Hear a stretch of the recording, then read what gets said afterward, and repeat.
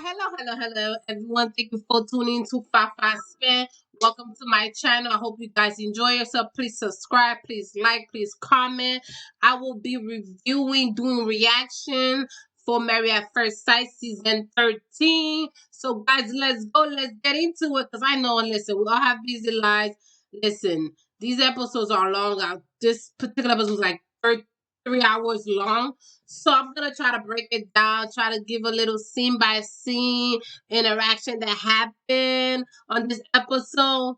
Some of these couples, listen, I don't listen. You could see based on what the extra was saying, you're like, they're not gonna make it. Stop forcing it. But hey, it's entertainment purposes, so we need that's in order for us to continue watching, it needs to be drama. If not, we're not gonna watch. So realistically, I get it. There are some couples off that gate, we're like, wait, they're not gonna make it. But there are some one or two couples, we're like, yeah, they have a high chance of making it. So guys, let's go, guys. Let's get into this. I'm so excited for this season because last season, let's not talk about it. Oh, this episode, we start off about 2.5 minutes. This episode was 3 hours long, guys. 3 hours. We start off at 2 minutes and then a half about playback of this series. They had to summarize everything. We first start off with Merla. She's 34. I believe she's a leadership coach. Gil is a firefighter, 35. She's described as a picture perfect princess. Gil is described as Mr. Charming and caring. The first thing we start off with is Gil meeting his 5 good friends. They sit down eating this. He's telling them about the experience he's going through, the experiment he's going through, and that they found him a mate.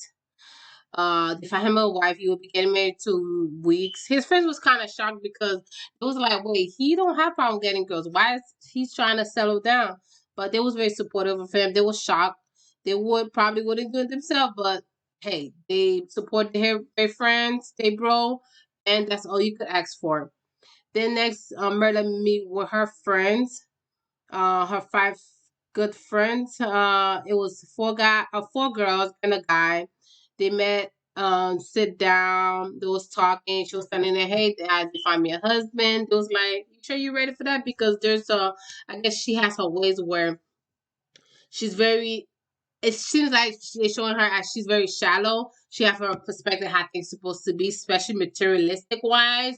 So she expects things to be supposed to be certain way, and then they're like, "Are you gonna be able to change that?" And she straight up say, "No, she's not gonna change that." They're like, "Well, you're gonna have to once you're married." So we'll see how this go or not. Then we go to Michaela.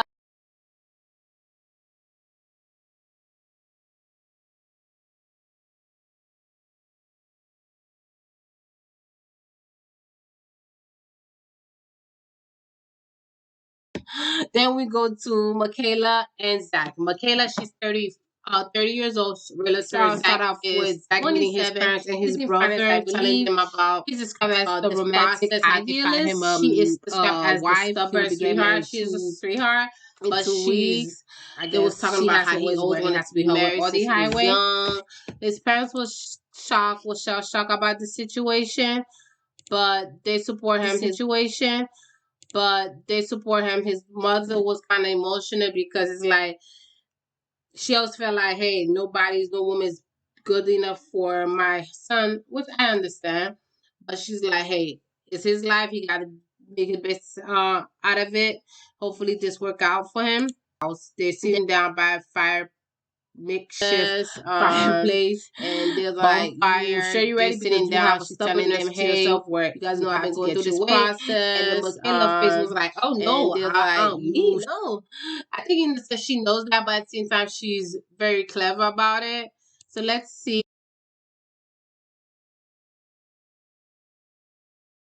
Next thing was she was talking about her background where she lost her father recently to a drunk driver. Had that really changed her perspective on life? Had that made her just wants to? She know what love is. She's seen what love is. She wants to experience that herself because she haven't experienced. That's the one thing I really don't get. Both Michaela and Zach hasn't never been in love. So I'm like, so how is this gonna work?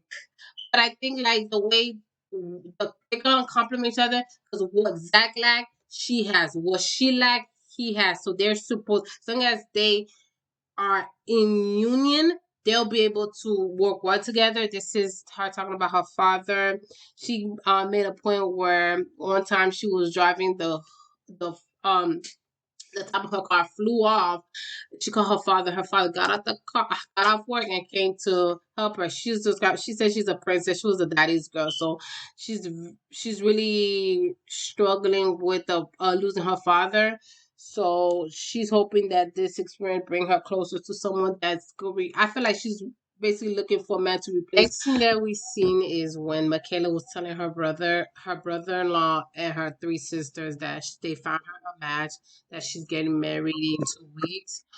They all got emotional. Her sister started shouting. It's like was so excited for her, and then Michaela started getting teary eyed. I guess in the whole process, I think everything she's going through, and the fact that I feel like her dream is finally coming to a fruition. So I'm assuming she was very emotional about this announcement to her sister.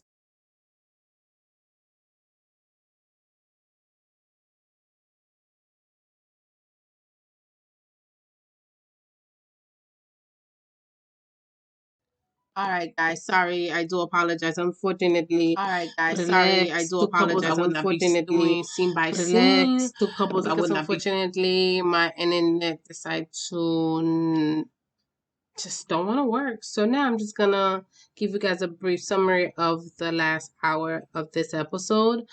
The next couple was Brett and Ryan. Ryan is described as the reformed serial dater, 35. I believe he's in oil. Her name is her name is Brett. She's described as Miss Hopeless Devoted. She's 34. She's a teacher slash coach, volleyball coach. She hasn't dated anyone in 2 years or have been intimate with anybody in 2 years. Ryan, he been all over.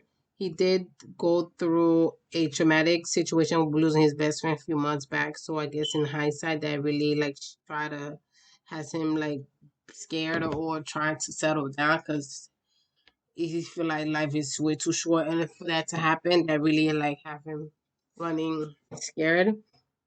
So pretty much with in the next scene from I remember was they met he met his parents and his sister. He described that his sister was meaner than him. She's telling it straight like it is. I guess his parents always take her side because she's honestly he looked so timid telling his parents about this. It's like, yo, what are you gonna do? Like he was so scared, like he very shell shocked, like and I'm like I don't know, something is off about him. And I don't know how he's gonna be so standoffish towards her. They're not gonna be able to. I don't know. It's a lot of I don't know with this couple. I don't know where to even start with them. Next Brett scene I believe was she met with her girlfriends, two of her girlfriends, and then she was telling them, and they was like, "Oh, you're the sweetest thing. You deserve to be happy." They want the best for her, so they hopefully hoping that this really does work out for her. They try to have her like be realistic about it. The next thing was Rachel, I don't know what she does. She's 33. uh and it is Jose. He's 35. He works for NASA. Like he said, he's realistic about it. The next thing was Rachel, I don't know what she does. She's 33. Uh, and it is Jose. He's 35. He works for NASA. Like he said, so he's accomplished. He done well for himself. He's proud. Which he should be because he works hard for it. They met their family and friends. Rachel met with her friend and her mom. Yo, I don't understand this. I don't know her friend name, but that friend was, I understand, telling it like straightforward and stuff. but there's certain things you cannot say on camera because it's like, oh, what if he find you repulsive? What if he find you heated? Like, I said that not while on mic, because honestly, it really seems like Rachel has she's very insecure about herself because she did say that with the corona she did gain weight and she had to lose it back. So she's trying to get her self esteem back. So as a friend, like, why would you say that, especially on TV? Don't say that on TV. They're gonna take your words and then misconstrue what you're saying. I really understand. Her mom was supportive. Her mom was like, okay, just be mindful, be realistic of the situation. So hope she's hoping for the best. Jose met with his mom, his dad, his stepmom, and his brother. He told them that they was kind of like shocked, but they was ready for him to settle down. And the next scene was the bachelor and bachelor party. Uh,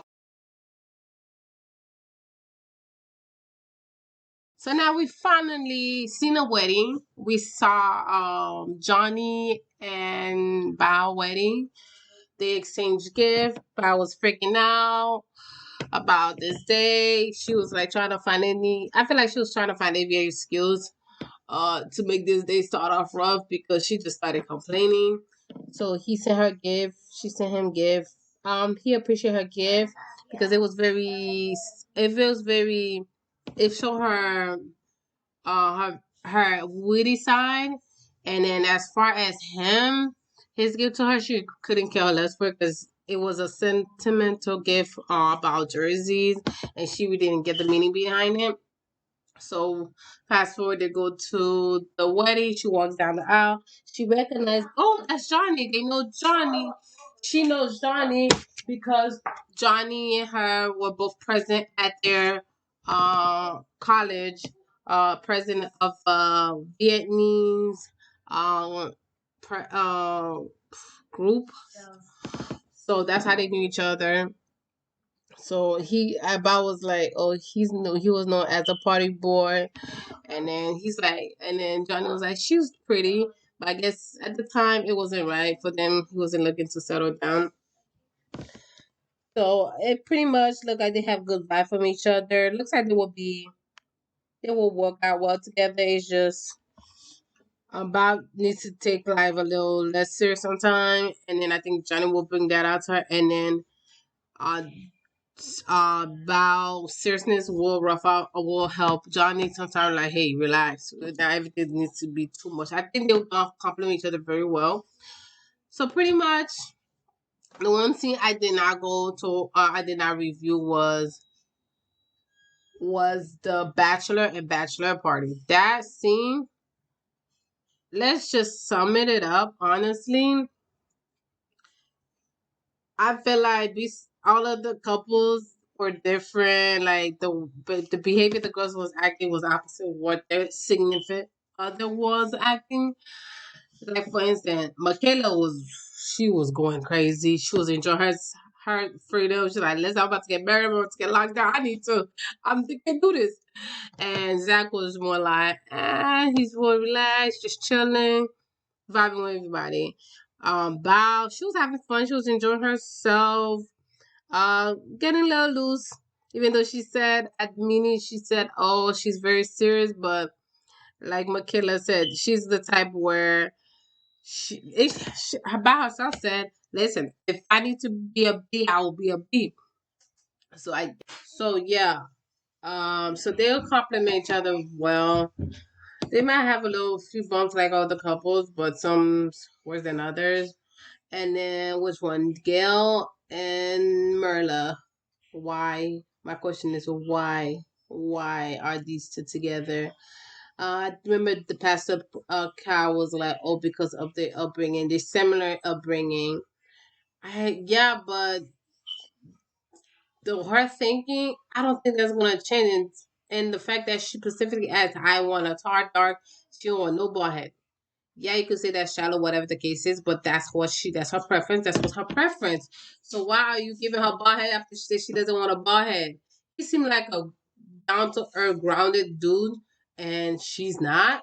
She's still stuck in her ways and not willing to change. So that's really gonna be hard. Next one is Brett and Ryan. Another why? I had so many questions. Like, listen, honestly, Ryan has checked out. I don't know why is he here. He looks so nonchalant, like I don't want to be here. This is like, Carl, let me know when this is over. Like, why he has that attitude, I have no idea why the expert chose him, especially for her. She was better off with Gil, but Gil need a little flavor. So I guess understand they will complement each other very well, but I guess he wasn't. I guess they didn't compliment, but I really like. There's something about Rhino where I just don't know. I don't trust him. I feel like he's just gonna be very nasty. He's gonna remind me of what's that guy that was very nasty. So it's like he gonna if they do things, he's gonna do it just to do it, and they're gonna have her. Oh, don't say nothing on camera. Not Ryan and Clara. It's the other couple from I think season 8. Luke, like he's gonna be very mean. He's gonna be Luke. I forgot what's her name. Luke, and I think season 8. Like he's gonna be very mean towards her, but he doesn't want her to tell all their business and stuff like that. Hey, he's a Ryan, so a lot of the Ryans are like that. It seems like for this editing. So honestly, I would enjoy this. It doesn't seem like it's gonna be too much drama. It's just like basic drama, like normal, like not like last season where they overly did it. But honestly, I don't know what's up with these experts. Why they even put two of these couples. That's a no. There's no way they're gonna match well together. I don't know what's the purpose of that. Like why? But hey, I get it. It is what it is. But like I said, this is just my perspective views on this episode. Thank you guys for watching. Thank you guys for listening. Please subscribe, like, and comment. Let me know what you guys think. And please check me out next week again. Give my perspective on this whole I don't know what to call it now because I don't even know what we're about to get into. All I know, these two couples, we already see they're not making it just two off bat. One couple, they have a 50% chance of like, maybe when that depends how each of them is willing to settle, I could say. After that, So see you guys next time. Thank you guys. Have a wonderful day. Later.